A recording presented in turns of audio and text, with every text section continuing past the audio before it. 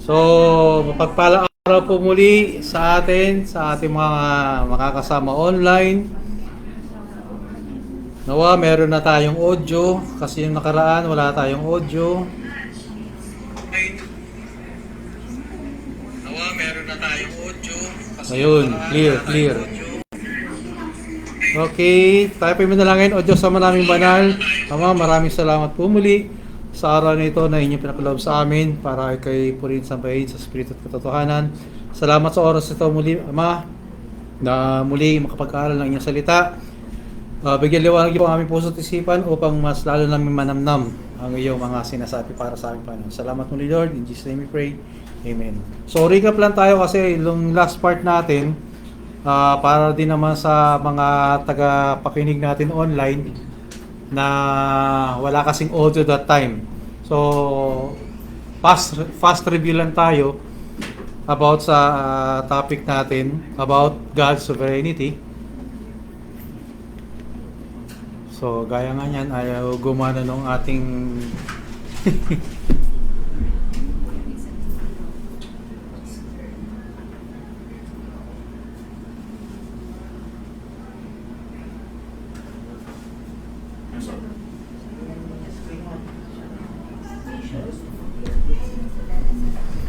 Okay, sorry for that.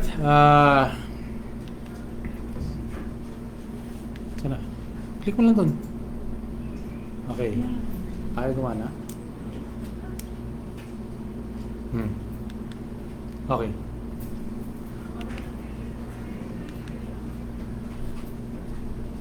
So, balik po tayo sa topic natin, God's sovereignty. Nandiyan yung key aspects ng sovereignty na sinasabi natin. Alam natin ang soberanya ng Panginoon is absolute and eternal power to govern and control everything. Lahat ng bagay na nangyayari sa mundong ibabaw, hindi lang sa mundo, pati sa mga kanyang mga nilalang. Okay? So ano nga po yung mga aspeto? Unang aspeto na tinalakay natin, the absolute and eternal control, that God is having absolute control in everything. So sinasabi natin hindi nga ito mga ika nga hindi siya tawag dito.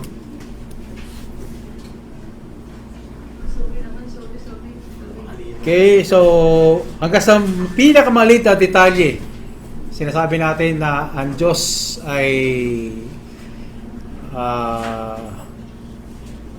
pinamamahalaan niya ang mga bagay-bagay na nangyayari sa mundo. Okay, yan yung una. Pangalawa, ang Diyos ay may soberanya over nature.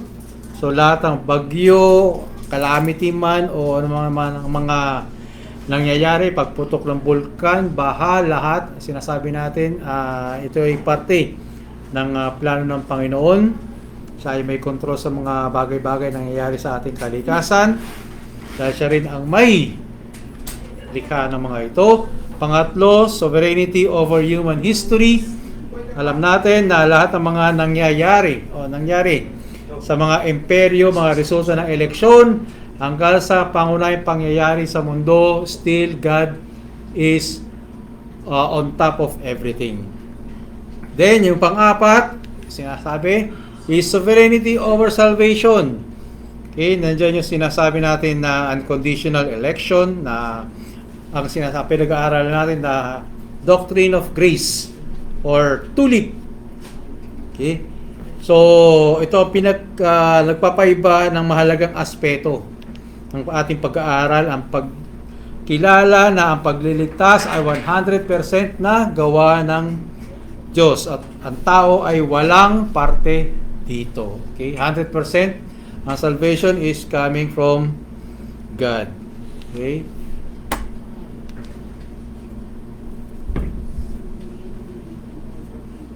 Then, sovereignty over evil. Hindi naman ayaw ng Diyos ang evil, di ba? Mga maling gawain. Pero, sabi nga natin sa pag-aaral natin, is parte ito. Ang evil na ito, parte ng kanyang plano para, i-execute yung kanyang purpose o yung kanyang plano. Okay? So, alam na natin yan. So, paano ito nagmamanifest sa buhay ng isang believer? Unang-una dyan, So kapag alam na natin ang soberenya ng Panginoon, nagkakaroon tayo ng kapayapaan sa ating buhay. Okay? Because we know that we can rest in His governance. Nandiyan yung Panginoon para sa atin. At kapag meron na tayo niyan, alam na natin, is nawawala na ang pride. Okay? Because of humility. Okay? Then, meron na tayong assurance ng ating kaligtasan. Okay? Yan yung mga aspeto na sinasabi natin. So, paano nagmamanifest? Sabi nga, if it's God's will, ensuring the story ends exactly as intends and that everything will bring glory to Him. Okay? So, ang iniwan natin is the classification of God's will. So, ano nga ulit yun? Ano yung will of God? These are called the will of the Okay, so we have two will of God. They are called will of decree or the secret will and the will of command or the revealed will. So, sabi nga sa decree of His purpose or will of decree or yung tagong will ng Panginoon. So, sabi natin, this is God's sovereign and hidden. Hindi natin alam. Basta nangyayari na lang o nagaganap na lang. Na sinasabi nga, it's hidden, yung characteristic niya. Okay? Absolute. Mangyayari at mangyayari yun. Okay? Ano yung pangalawa? Revealed will. Saan makikita yung revealed will? Sa Bible. Hawak-hawak na natin yan. Ito, yung Biblia. Yan ang revealed will ng Panginoon. Okay? So, paano natin i-harmonize yung dalawa ngayon? Yung secret will ng Panginoon at ang revealed will. I-harmonize natin. Will of decree.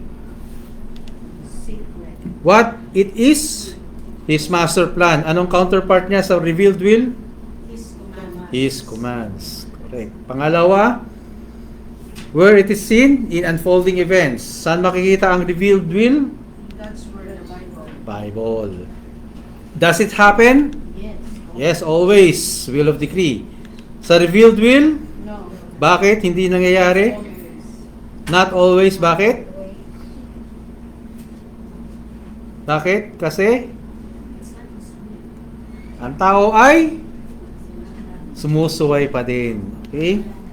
Example niyan is decree the crucifixion of Jesus. That is the decreed will. Ang pangalawa, is a revealed, commanded, you shall not murder, but still people do it. Di ba? So,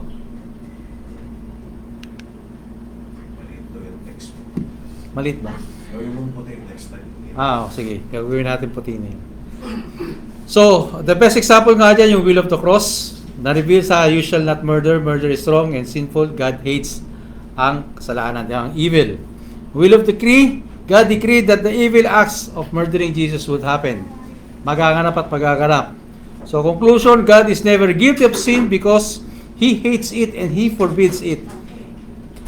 His sovereign governs over it through His secret will to advance His good purpose. Okay? So, ano yung iwan natin? May humabol na katanungan that time? Will of disposition. Okay? So, sa alam natin, sovereign will, this remains our previous discussion. God's absolute plan that will certainly happen. Okay? This is what He does. Pangalawa, revealed will. Okay? Ito yung mga commands and laws ng ating Diyos. This is what He commands us to do. Now, within the preceptive will, we can see two aspects pa dito. And this is where dispositional will comes in. Dito pa rin napapaloob yun. Okay. Ano yung dalawang yon? Una nga, dispositional will or will of disposition. na sinasabi, ito ang saloobin, hangarin o karakter ng Diyos. Ito ang kanyang attitude o gustong mangyari o desire tungo sa isang bagay batay sa kanyang banal na pagkatao. Okay? Yun ang gusto niya mangyari. Dito pinapakita kung ano ang kalugod-lugod o hindi kalugod-lugod sa Diyos, sa Kanya. Okay? Pangatlo, hindi ito palaging nangyayari dahil may kalayaan at pagsuway ang mga tao. Yan ang dispositional will. So halimbawa, tignan natin. Sabi sa teksto, 2 Peter, this is his disposition or attitude. He hates sin and delights in repentance. He desires not no one perish. Yun ang kanyang disposition niya. Yun ang kanyang gustong mangyari para sa lahat. Nais ng Diyos ang lahat ay magsisi, di ba? Repentance nandyan. Then, ano naman ngayon ang sinasabi sa 1 Timothy chapter 2 verse 4? Nais ng Diyos na ang lahat ay maligtas. So, pinapakita dito na ang puso ng Diyos ang kanyang pag-ibig at kahabagan para sa sangkatauhan sa pangkalahatan. So, nakita niyo yung diferensya ng dalawa? Ano yung una? Nais ng Diyos na ang lahat ay magsisi. Nais ng Diyos na ang lahat ay maligtas. Ito yung gusto. Ayan ha. Wala pa kayong tanong dyan? Siyempre, meron yan. Ito yung gusto o feelings ng Diyos. Gusto niyang mabuti ang lahat. Gusto niyang lahat ay maligtas. Ito ang saloobin ng kanyang Parang yung puso. reconcile sa decretive will niya yan. Yung dispositional will niya. Magulo yun. So, paano? Ano yung decretive will?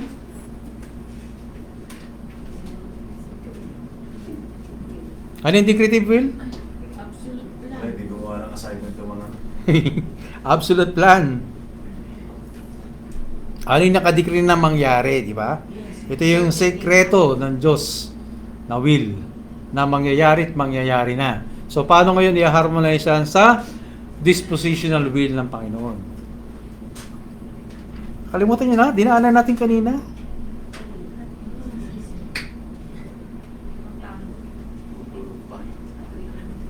Nagkape na kayo, di ba? Sige, dagdagan natin.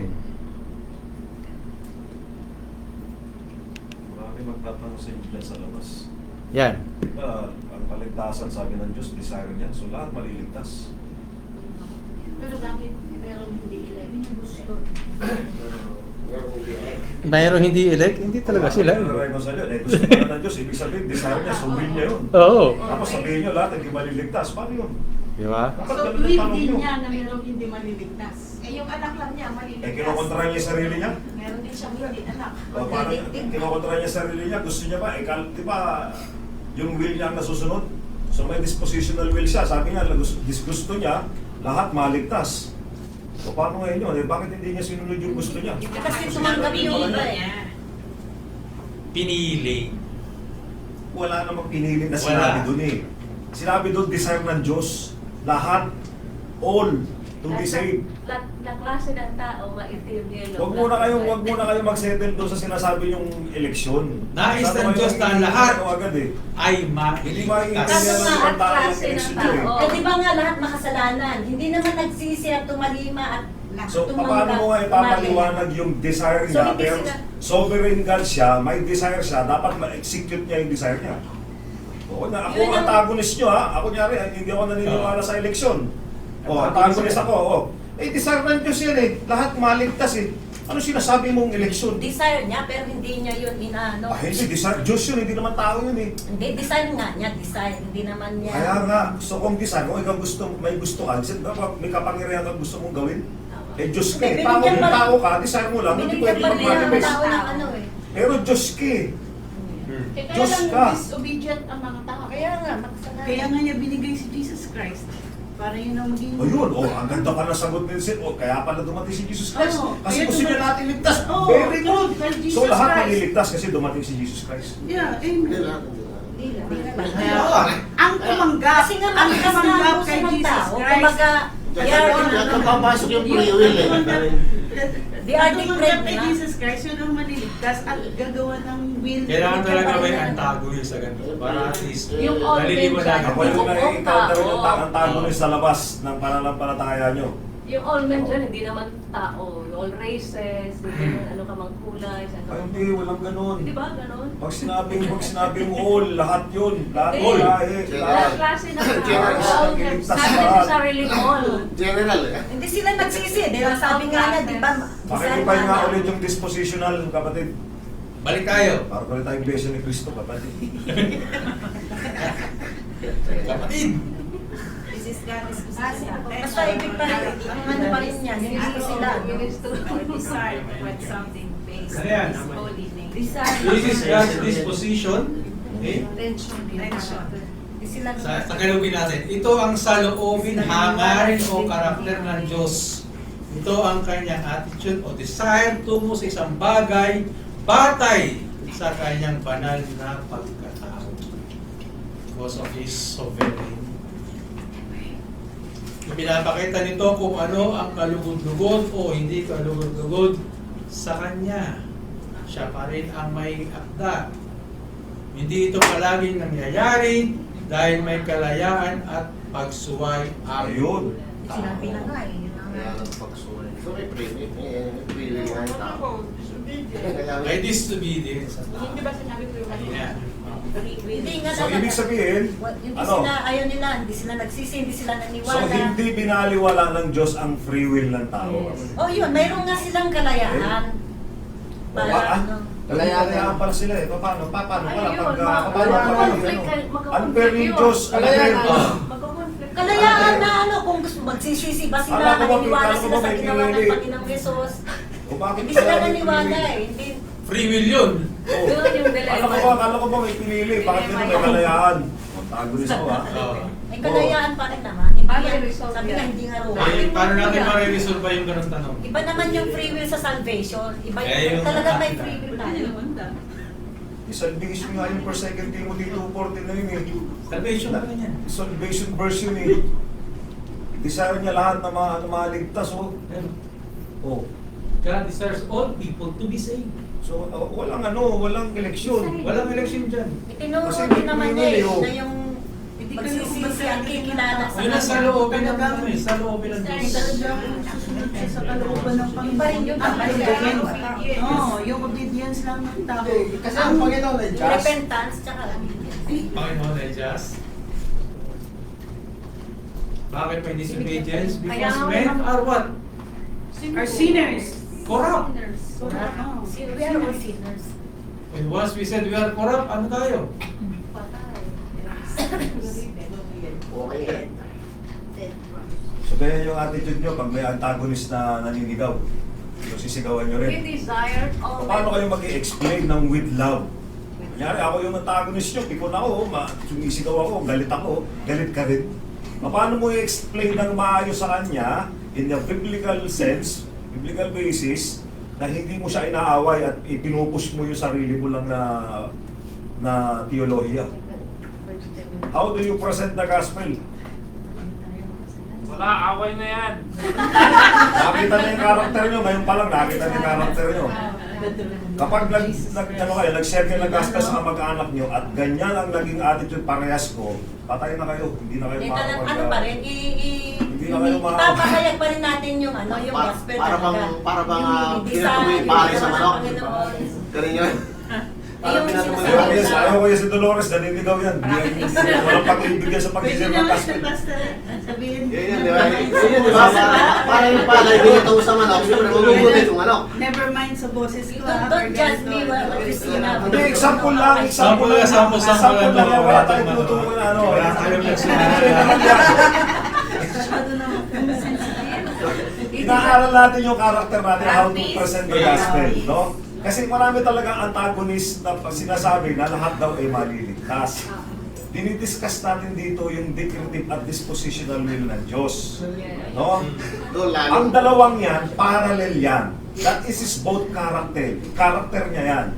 Nagdidecree siya, may dispositional siya. Bakit niya mahal lahat? Bakit niya di siya nalapritas? Kasi actually siya ang nag-create ng lahat eh. He's a creator of all things. So lahat gusto niya maayos, gusto niya lahat ligtas, pero hindi. Binigyan niya ng kalayaan ng tao dahil sa kasalanan na, di ba, na namatay lahat.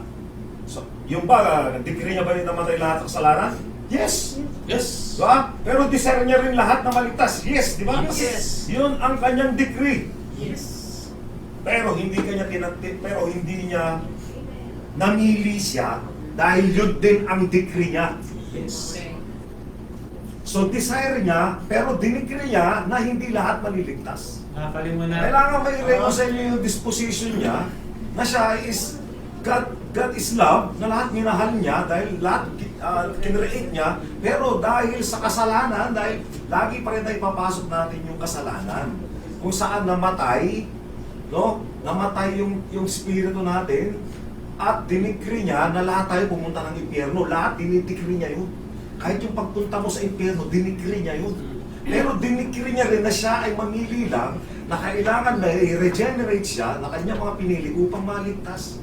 So, andun pa rin yung pumasok yung dispositional will niya at saka yung decretive will niya na reconcile mo.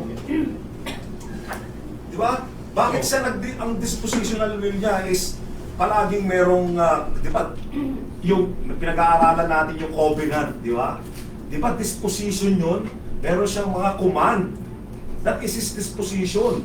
Pag hindi mo sinunod yung disposition niya, yung decree niya, di ba, ano mangyayari sa'yo? Kung hari ang hindi mo susundin, may paglalagyan ka. So kailangan ma-reconcile natin, may explain natin sa isa sa tao na nagsasabi lahat maliligtas dahil sa pamamagitan ng free will niya, dahil sila namimili, yun ay mali. Kailangan tayo paliwanag natin na okay, desire ng Diyos na maligtas ka, pero ang sarili mo, hindi ka ligtas-ligtas. Kailangan mo si Kristo sa puso mo. Kailangan mo ng tagapagligtas. So, dinisire ka ng Diyos na manampalataya kay Kristo. Pero pag hindi ka na nanampalataya kay Kristo, wala na.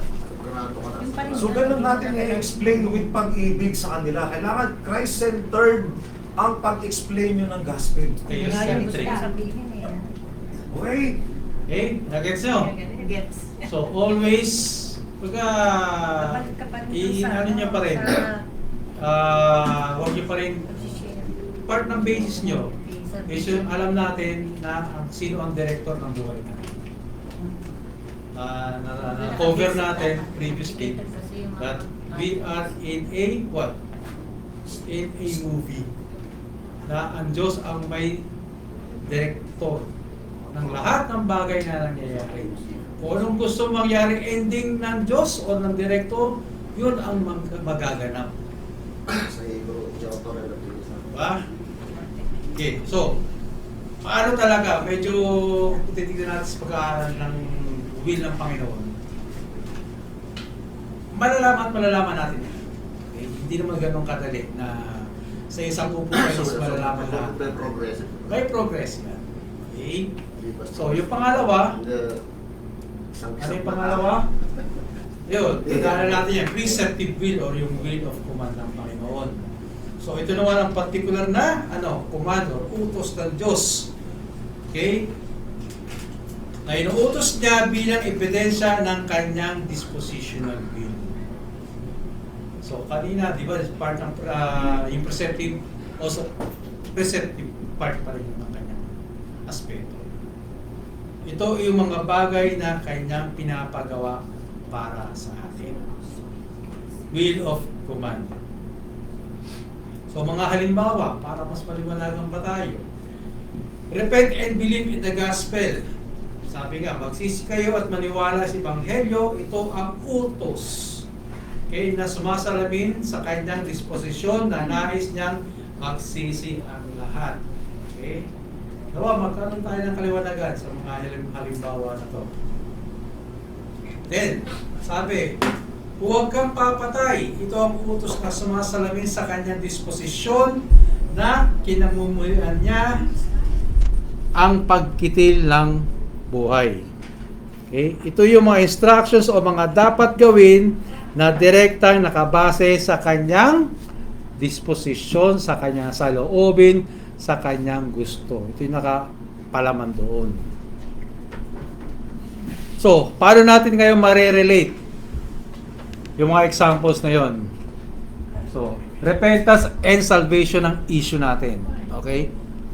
Don't go out of the circle. Nandito tayo sa repentance and salvation. Unang-una, so, God's dispositional will. Ano sinabi nung kanina? I desire all people to repent and to be saved.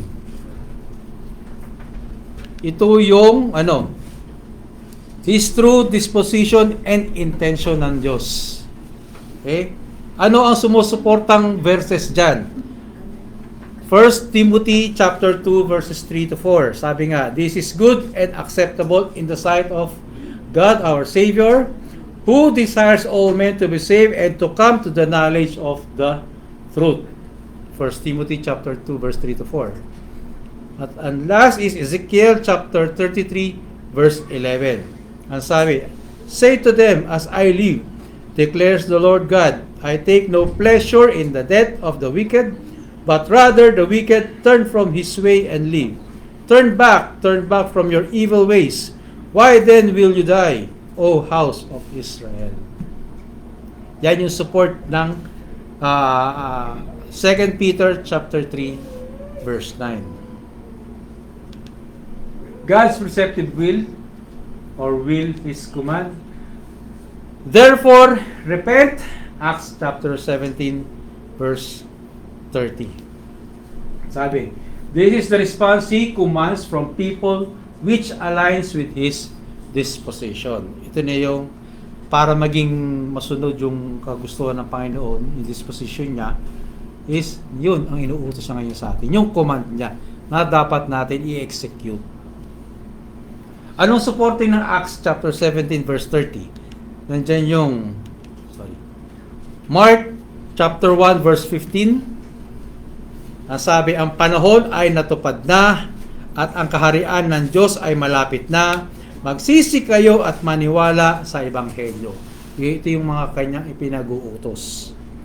Okay? Pangalawa, Gawa chapter 2 verse 38. Sumagot si Pedro sa kanila, magsisi kayo at bawat isa sa inyo ay magpapabautismo sa pangalan ni Jesucristo. Ito yung mga command na binibigay sa atin ng Panginoon na makikita natin again sa Biblia.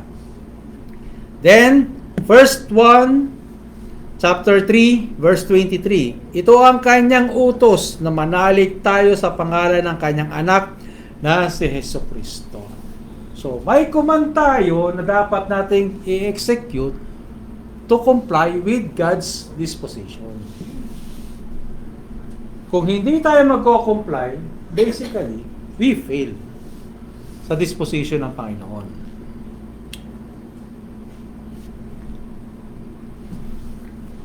Pangatlo, God's sovereign will of decree. Ito na yung plano. Ano yung kanina?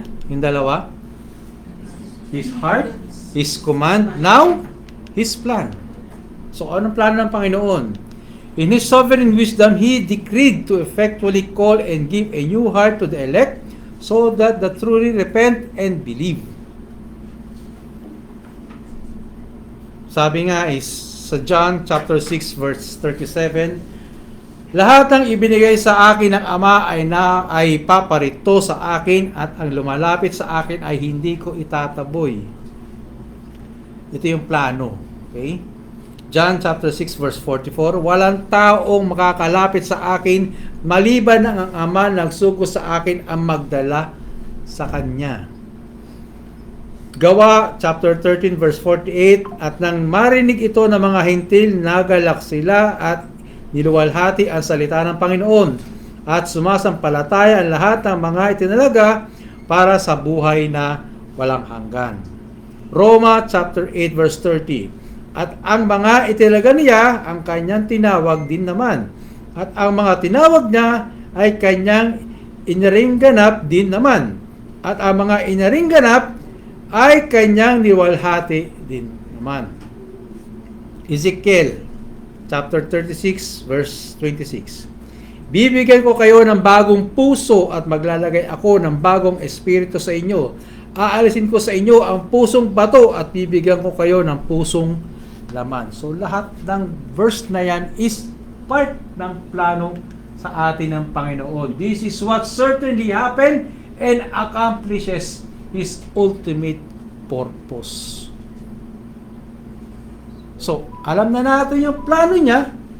So, kapag alam na natin ang plano, i-execute ngayon natin yung command na pinapag-utos niya sa atin dapat natin gawin. Okay? Kasi, yun ang saloobin ng Diyos. Yung disposition ng Diyos para sa atin. So, alam na natin. Yung disposition niya kasi, it pleases and unpleases Him. Him. Kinalulugot at hindi ikinalulugot ng Diyos.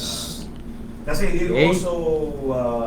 also sabi nun, yung nalulungkot siya sa pagkamatayan ng mga wicked, di ba? Hmm. Sa Ezekiel 33, di ba? So, ibig sabihin, kapag merong hindi na saved at napunta ng impyerno, Malungkot pa rin siya. Yun yung disposition. Correct. Bakit di na lang niya pinili yun? Ay, yun ang Yun ang- Diyos eh. Sovereign na sovereign niya eh. Yun ang Yung sabihin sovereign natin. niya eh. Meron siyang sovereign Diyos. So, i-reconcile mo yung Oo. dalawang attributes niya na yun. Kasi hindi lang siya God of... Rob. He's a God of anger and justice. Yes. Kailangan ma-reconcile mo yung dalawang attributes Hindi niya na hindi yun. lang puro Hindi pagmamahal. Hindi lang puro pagmamahal ang binibigay ng Diyos. Nagagalit din siya. Okay? Pinaparusahan din niya tayo. Hindi yung puro tamis lang, meron ding halat ika. Okay? Kung in layman's term, yun ang kanyang kagustuhan eh. Na hindi ka maligtas. Sakit mo. Masakit talaga. Dahil nga, di ba, salita ng Diyos is double-sided Brad, sword. sabi ko sa'yo, magbasa Double-edged ka ng Old sword. Testament para makilala mo kung sino ang Diyos, Brad. Di ba? Double-edged Huwag ka lang sword. magbabasa ng New Testament. Salita ng Diyos. Gusto mo makilala si Yahweh, kung sino siya, basahin mo ang Old Testament. Hindi, pero sa human perspective, totoo talaga yun. Totoo yung masakit. In reality talaga, that's the Yes. dilemma. If you are just sharing, especially if you're pointing out with the election, Yes. nakatulin ka Oo. nila. Definitely. Hindi talaga. Oh. Kailangan mag-base ka talaga sa salvation. Kaya nga, ang approach natin lagi is ang sovereignty ng Diyos. Sovereignty ng Diyos. I-explain natin yung implication ng kasalanan sa kanila. sovereignty ng Diyos. Oh, kasi, Na- kasi yung mga evangelical, why napakarami nila? Yung mga evangelism. yung mga churches na gano'n. Pero pag Calvinist, parang di pa nila alam, pero Hindi. umatras agad. At sorry maraming nakakala, marami na ako nakausap, mga pastor na mga baptist. Alam nila, kaso nga, mahirap kasing Natatakot sila. mahirap kasi hindi mag-grasp masyado ng mga tao. Matrap Kaya sila, iniiwas matrap nila. Kasi sa ang tao na mulat sa tradisyon. Pero ang importante Diba? sa kanila kasi, yung ma-share talaga nila yung Yes. gospel. Yun ang purpose ng tao. Yun ang ating mission is to Kaya yun ang kanilang mission. Hindi ba yung magiging nagpo-focus. sugarcoat kung gano'n lang? Hindi naman sugarcoat kasi yung meron pinag-aaralan naman natin kasi is Yun ang advanced inutos. na. Yes, yes, Oo. yes. This is not a basic part of the gospel. Inaalam lang natin, Pinapakilala kaya lang natin, nag-aaral. Pero pag sa bagon, pinapakilala lang natin kung sino yung Diyos, yung karakter niya. You know, so para mas maintindihan natin oh, yung yun yung gospel. purpose ng pag-aaral. Pero hindi yun Kasi yung evangelical. andyan yung attributes ng Diyos dyan eh, na sovereign siya, di ba? Andyan yung mga will niya. Particularly lang tayo sa will pa, di ba? So, pag napag-aralan na natin yung gospel, o tsaka yung iba pang karakter niya, pag na-reconcile mo sa kanyang will, so sa kanyang covenant, kaya nga tayo mo, magkakadugtong yung mga pinag-aaralan natin eh. Talagang very intensive yung pag-aaral natin para makilala nyo na talaga yung tunay na Diyos, di ba? So, pag pinagsama-sama nyo lahat yung knowledge na yan, abay, napakalaman na ng Theologian nyo, ka na. napakalaman na ng evangelism nyo. Hindi nasasama ang loob nyo pag napunta ang kamag-anak nyo sa impyerno, hindi tumanggap, di ba? Hindi tumanggap sa gospel, talagang malungkot. Pero yung pagtanggap sa kalooban ng Diyos, may intindihan nyo. Okay? Nasa palalim na. Mas maganda ka mag-aral tayo ng pagiging what is the meaning of a King of Kings and the Lord of Lords. kung kinikilala mo pagkakahari, ang pagiging hari ng Diyos, kaya ang sovereignty, abay dapat maintindihan mo kung ano ang karakter ng isang hari. Okay? Puso ng Diyos. Bago tayo sa mga umantong sa conclusion, ang puso ng Diyos, dispositional, nais kayong lahat ay mailigtas. Ang utos niya, kaya magsisi kayong lahat. Then, ang gawa ng Diyos, sovereign decree, kaya bibigyan ko kayo ng bagong puso, ang aking mga hinirang upang sila'y talagang magsisi. So, yan ang relationship ng tatlo. Para madadali natin mas maintindihan. Dispositional, perceptive, and sovereign decree ng Panginoon. Itong dalawa, sinutuwan niya. Bibigyan lang ano ba? Then conclusion, ang tanong, kasama ba ang dispositional will? Yes. Dispositional will is included. It is a very important part of God's revealed will. Sa madaling sabi, gusto ng Diyos na mabuhay tayo ng malinis at kaya't ang kanyang utos ay mabuhay tayo ng malinis. Ano ang maganda dito? Ngayon. Ano maganda dyan? Sa dalawang will? Ang maganda dito, ipinapakita nito ang hindi ipokrito ang Diyos. Ang kanyang mga utos o preceptive will ay direktang nagmumula sa kanyang tunay na saloobin at karakter. Dispositional will, parehong ibinunyag niya. Saan niya ibinunyag? Saan niya binunyag? Sa Biblia. Upang makilala natin siya at matuto tayong sumunod na may pag-uunawa. Okay? So, dito natin tatapusin ang classification of God's will. Then, next Friday, babalik na tayo sa naiwan natin, absolute sovereignty of God, at aalamin natin ang sinasabi natin sa Ephesians chapter 1 verse 11. Ano nga bang ibig sabihin ng all things na yan? So, kaya balikan nyo ang mga notes nyo. Ano yung ibig sabihin ng all things na yan? Okay? So, yan ang magiging ating assignment, homework for next week. Okay? Tayo po'y manalangin. O Diyos, maraming banal. Salamat, Ama, for being with us, for giving clarification, for giving us knowledge, for giving us the light, Panginoon, to comprehend your words, Panginoon. Maraming salamat for being the midst of everything sa amin lahat, Panginoon. At salamat, Panginoon, sa paggalaw, pagdirehin ng aming mga buhay sa pang-araw-araw. Muli, Lord, gabayan niyo po at samahan niyo po muli kami sa aming gagawin worship service para sa iyo. At muli, Panginoon, dalangin namin ang kaligtasan ng lugar na ito. Malayo sa ating kalangan. Salamat muli, Lord. In Jesus' name we pray.